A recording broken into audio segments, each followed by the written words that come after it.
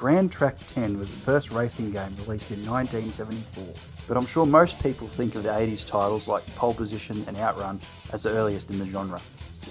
It wasn't till the 90s though that the genre really came into its own, commercially and artistically, ranging from the multiplayer mayhem of the kart racer to the unforgiving introduction of simulation games. Here's my top 10 racing games from the 90s that I still play today.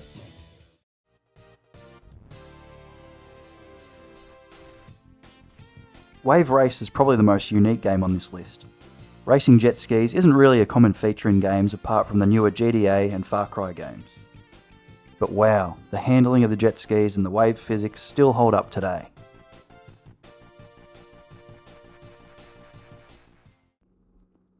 Rock and Roll Racing is the first racing game I remember playing on the Sega Genesis, and in my eyes as a 7-year-old, it seemed like the coolest game ever made, with the vehicle combat, awesome art style, and obviously the hard rock/metal soundtrack. The game was made by this unknown developer. I wonder what they're up to today. Of all the games in this list, I feel like Ridge Racer Type 4 has the best handling, or to be more specific, the best drifting mechanics. Ridge Racer 1's drifting was completely whack, in my opinion, but I feel like the fourth entry in the series provides the most amount of control mid-drift.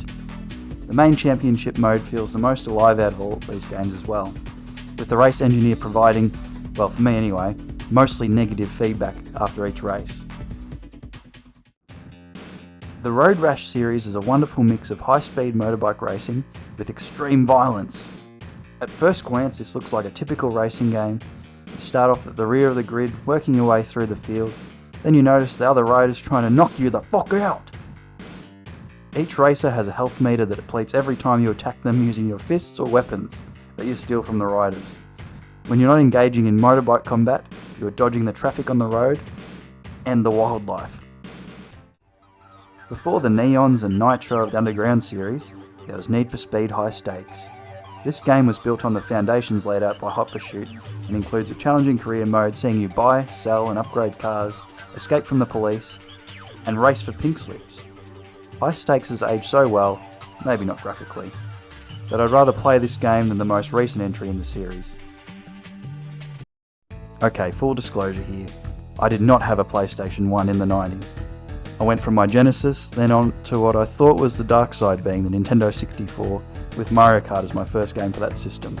But whenever I went to my friend's place, I'd always tell them to chuck on Crash Team Racing, where we'd take turns playing the single player mode. This mode was so much more in depth as it had a huge hub world that made Mario Karts look cheap and nasty. Bias might be the only thing keeping Crash Team Racing behind the next game in this list.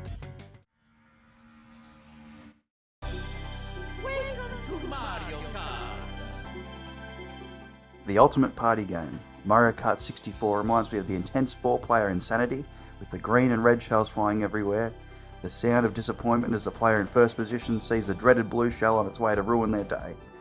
The single player mode lets it down here a bit, with no characters or tracks to unlock, but the gameplay here more than makes up for it. When Gran Turismo released in '97, it absolutely wrecked the competition in nearly every category.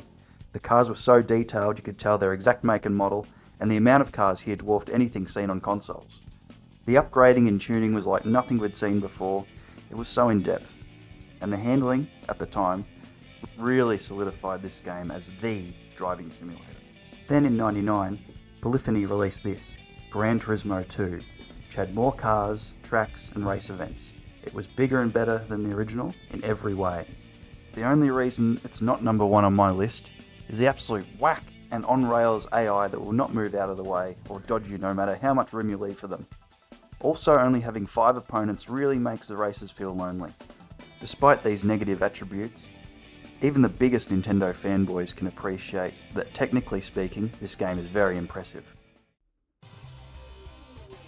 The speed in F-Zero X is what most people remember about this game, but what about the amount of opponents on track all at once boosting and knocking each other out at over 1,000 miles per hour, all while remaining at a solid 60 frames a second? One of the most surprisingly metal soundtracks for a Nintendo game plays in the background as you navigate these dangerous tracks that have loops, ice, and at many times no guardrails to keep you falling into the depths of the Shadow Realm.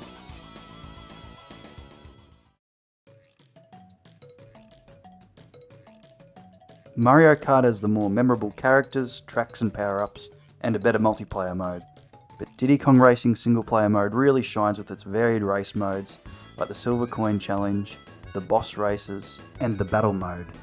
You've also got to explore the tracks to find keys to unlock later races. The power-ups had more strategy than Mario Kart, as you can collect the same one multiple times to power it up for a stronger boost or more rockets.